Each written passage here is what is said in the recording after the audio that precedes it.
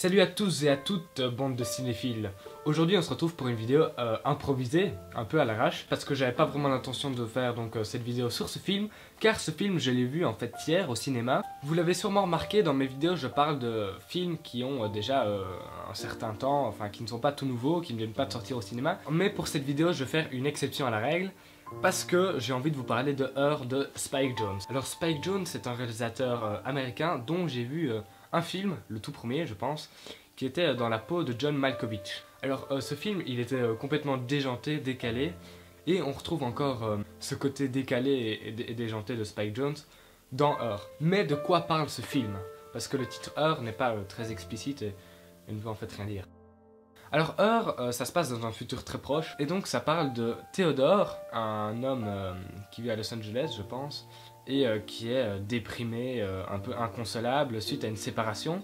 Et donc il fait l'acquisition d'une intelligence artificielle, un peu une sorte de Siri ou une voix qui vous parle quoi, pour finalement avoir de la compagnie et se sentir moins seul et pouvoir parler à quelqu'un. Et Samantha, donc l'intelligence artificielle, qui est une voix féminine, tombe amoureux de Theodore, et Theodore tombe amoureux de Samantha. Enfin bref, c'est une histoire d'amour qui se crée. Et c'est autour de ça que va tourner le film, une relation entre un ordinateur et un être humain tout à fait ordinaire. En fait, dans ce film, Spike Jonze nous questionne sur quelles pourraient être les relations du futur, que ce soit avec les êtres humains ou avec la technologie. I've never loved anyone the way I love you. Me too. Now we know how.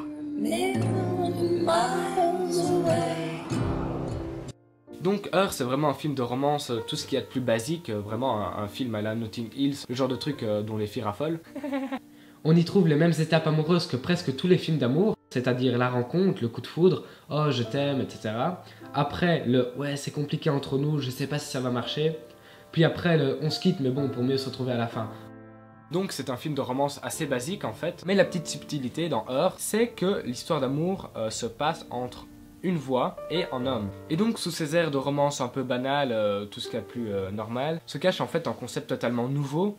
Et donc tout au long du film, il n'y a pas que de l'amour, etc. Il y a aussi énormément de questions presque philosophiques sur qu'est-ce que des sentiments, qu'est-ce que peut éprouver un ordinateur, est-ce qu'elle a été programmée pour ça, est-ce qu'elle sait au moins ce que c'est que de l'amour, est-ce qu'elle ressent vraiment de l'amour, et qu'est-ce que de l'amour pour elle, est-ce que leur couple est réel ou n'est qu'illusion, et que finalement c'est de l'amour mais sans vraiment l'être.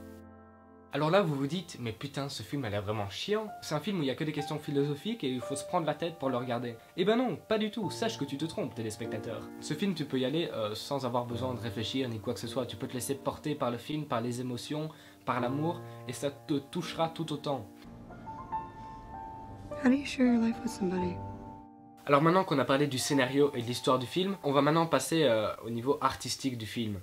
La réalisation de Spike Jonze dans Her est une réalisation très épurée, très symétrique, qui nous donne ce côté un peu futuriste.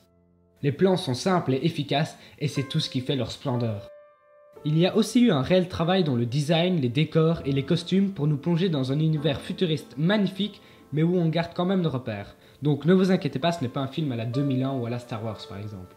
Tout ça dans une ambiance très orangée, franchement ils n'ont pas lésiné sur le filtre à couleur, ils y ont été vraiment. Ça donne très bien, c'est très joli à voir et ça réchauffe l'atmosphère. Donc ce film est un film que je recommande à tous. Les filles elles vont aimer bien sûr parce que c'est une histoire d'amour, c'est romantique. Et les garçons bah c'est sûr qu'ils vont aimer. Ah non non, je suis le seul garçon à aimer ça en fait je pense. Les garçons, allez voir 300. Film méga viril, oh yeah. Sur ce, moi je vous dis à la prochaine, allez au cinéma, allez voir des films, mais tout ça bien sûr, après avoir fait vos devoirs.